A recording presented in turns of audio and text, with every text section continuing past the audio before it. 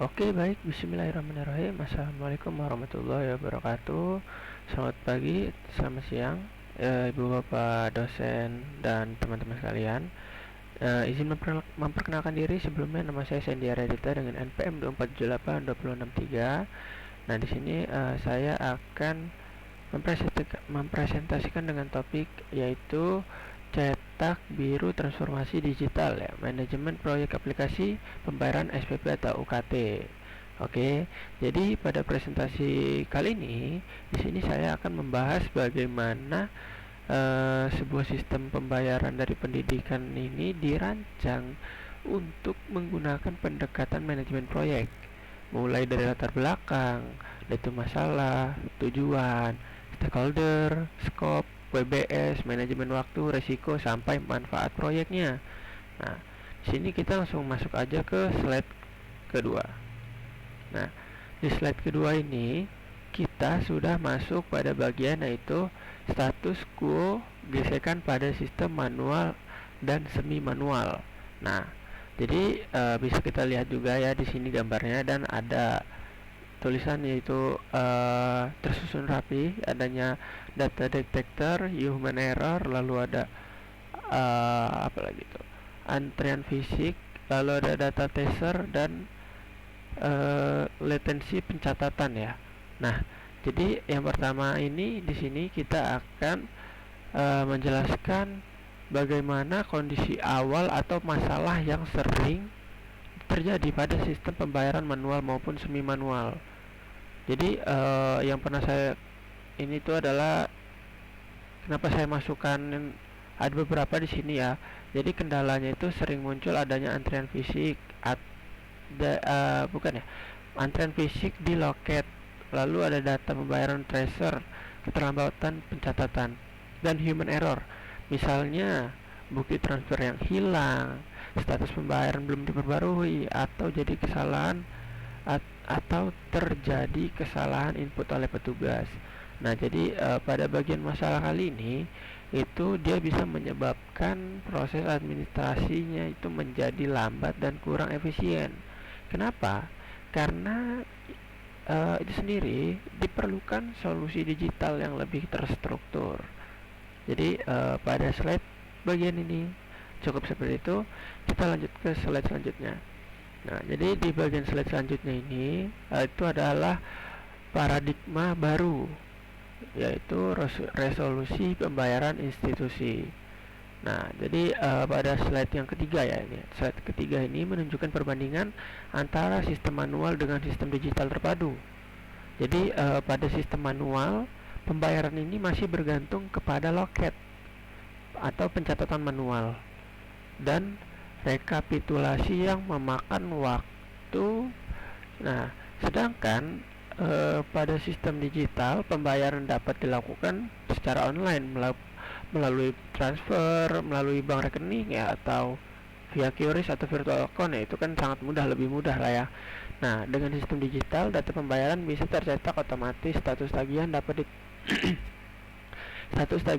dilihat secara real time, dan laporan keuangan dapat dibuat lebih cepat, ya. Jadi sistemnya ini tidak cuman memudahkan pengguna, tetapi juga bisa membantu pihak keuangan dalam mengelola sebuah data. Oke, next. Nah, jadi kita masuk ke slide selanjutnya, itu keempat. Jadi di bagian slide keempat ini ada 5 pilar tujuan strategis proyeknya, ya. Ya, yang pertama itu ada aksesibilitas online. Nah, untuk aksesibilitas online ini yaitu adalah pembayaran yang dapat dilakukan dari mana saja nih, kayak gitu. Lalu yang kedua itu ada visibilitas real time. Nah, visibilitas real time ini apa sih? Visibilitas real time ini adalah pengguna yang bisa melihat status tagihannya secara langsung atau secara real time, ya. Nah, yang ketiga ada akurasi tinggi. Akurasi tinggi ini itu dia bisa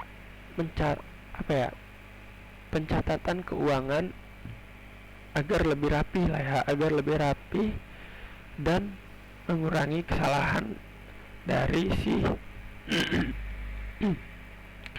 eh, pihak pengurusnya lah ya, pihak pengurusnya. Lalu ada yang keempat itu akselerasi laporan. Nah, untuk akselerasi laporan ini dia sehingga untuk laporannya itu pemasukan dan tunggakannya dapat dibuat lebih cepat. Nah, yang kelima ini adalah transparansi totalnya.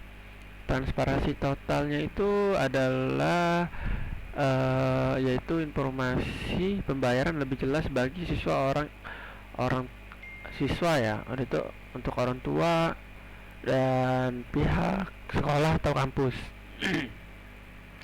Kita masuk ke slide selanjutnya aja. Nah, jadi di sini uh, ada slide kelima yaitu peta orbit ekosistem stakeholder. Nah, stakeholder ini juga kita sudah pernah membahasnya waktu di pertemuan ketiga atau keempat ya di kelas. Nah, jadi untuk stakeholder utamanya dalam proyek ini adalah siswa atau mahasiswa sebagai pengguna, orang tua atau wali sebagai pihak yang membantu pembayaran, bendahara sebagai pengelola keuangan, admin atau operator sistem itu, lalu ada pimpinan sekolah atau kampus, tim IT atau developer, manajemen proyek, dan bank atau payment gateway. Nah, jadi setiap stakeholdernya ini memiliki perannya masing-masing. Karena di bagian itu, dalam manajemen proyek ini membutuhkan sebuah pihak yang harus diperhatikan agar sistem yang dibuat itu benar-benar sesuai dengan kebutuhan penggunanya, bukan asal-asalan ya. Kalau kita membuatnya tanpa manajemen proyek, sebuah proyek tidak akan selesai dengan mudah ya. Oke, kita lanjut aja ke slide selanjutnya. Itu slide ke-6. Di sini slide ke-6 ini adalah batasan ruang lingkup atau scope boundaries. Nah, pada slide yang bagian ini bisa saya jelaskan batasan lingkup proyek ya. Nah, jadi scope proyeknya ini mencakup fitur-fitur utama seperti pembuatan user login, modul cek, tagihan, sistem pembayaran digital, upload bukti pembayaran, update status otomatis, notifikasi jatuh tempo, dashboard admin, dan generator laporan pembayaran. Nah, jadi untuk batasan skop di pembatasan skop ini itu penting. Kenapa? Agar proyek ini tidak melebar ke luar tujuan. Dengan skop yang lebih jelas, tim kita atau tim manajemen project ini dapat fokus mengembangkan fitur yang benar-benar dibutuhkan, seperti itu. Oke, kita lanjut aja ke slide selanjutnya. Di slide ke-7 ya. Di slide ke-7 ini adalah arsitektur fungsional sistem. Nah, di sini saya gambarkan arsitektur fungsi utama sistem. Jadi sistem ini dibagi menjadi 3 bagian, yaitu ada forten pengguna, gateway pembayaran, dan backend serta admin. Nah, jadi pada bagian forten, lalu pengguna dapat login, melihat daftar tagihan, dan melihat riwayat pembayaran. Nah, jadi pada bagian gateway atau pembayaran, ini sistemnya bisa terhubung dengan bank, QRIS, atau virtual account. Sedangkan pada bagian backend, admin dapat melakukan verifikasi, udah itu mengelola notifikasi otomatis, serta membuat laporan finansial seperti pemasukan dan tunggakan.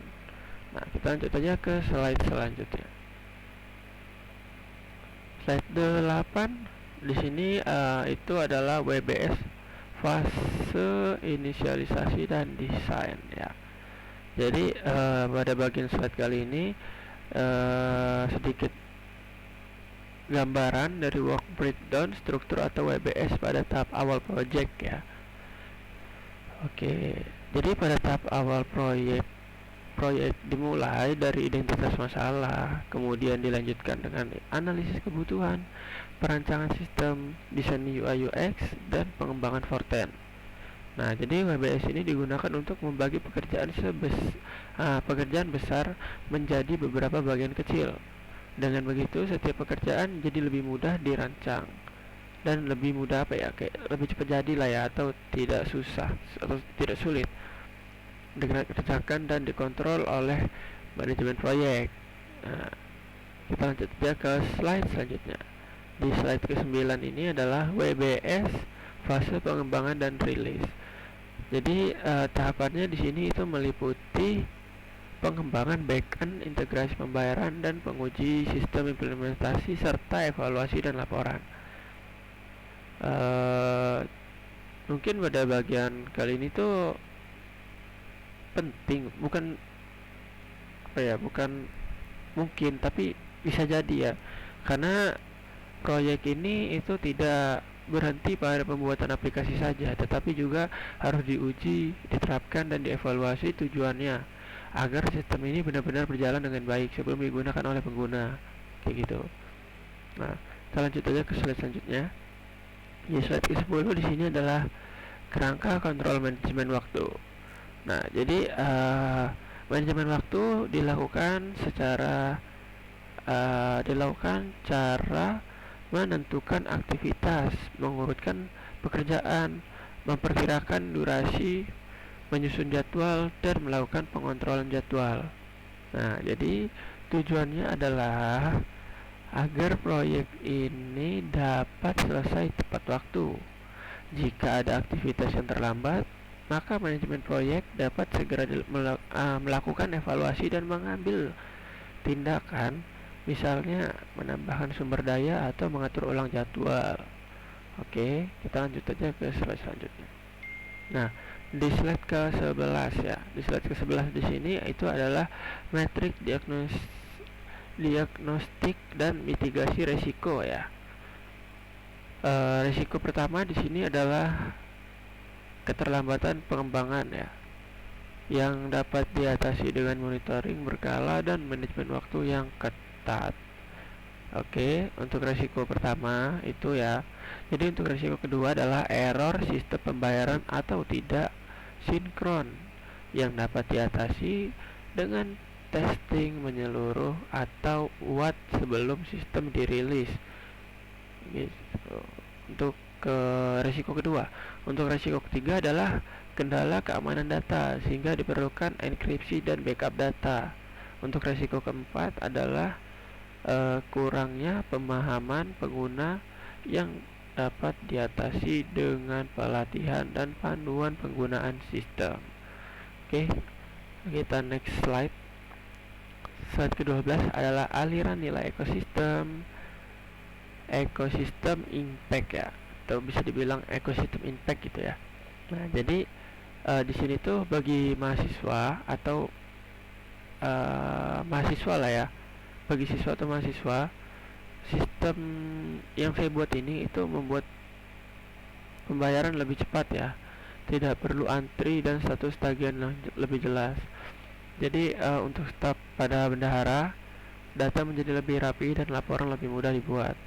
Bagi pimpinan institusi, laporan berbasis data dapat membantu pengambilan keputusan. Jadi proyek ini memberikan manfaat tidak hanya untuk pengguna, tetapi juga untuk pengelolaan administrasi sekolah atau kampus secara keseluruhan. Karena jadi gini, untuk di bagian slide ini ya mungkin ada saya tambahkan kenapa saya mengambil ini, karena menurut saya ya, di kampus saya itu pembayarannya masih sulit karena harus melalui payment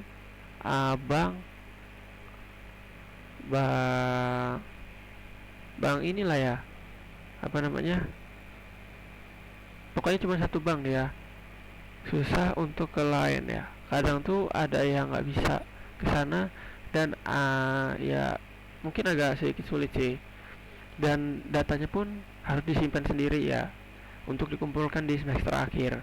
Kenapa nggak mereka saja yang mengumpulkan seperti itu? Oke, kita lanjut aja ke slide selanjutnya. Untuk di slide 13 di sini, atau bisa dibilang slide terakhir lah ya. Jadi sintesis dari orkestrasi menuju kualitas. Nah, jadi keberhasilan proyek itu sendiri tidak hanya bergantung kepada pembuatan aplikasi, tapi juga pada manajemen proyek yang baik. Beberapa hal juga itu penting harus diperhatikan adalah perencanaan skopnya, lalu manajemen waktu, penyelarasan stakeholder, dan mitigasi risiko. Nah, jadi dengannya adanya manajemen proyek ini yang baik, apa ya, lebih ada yang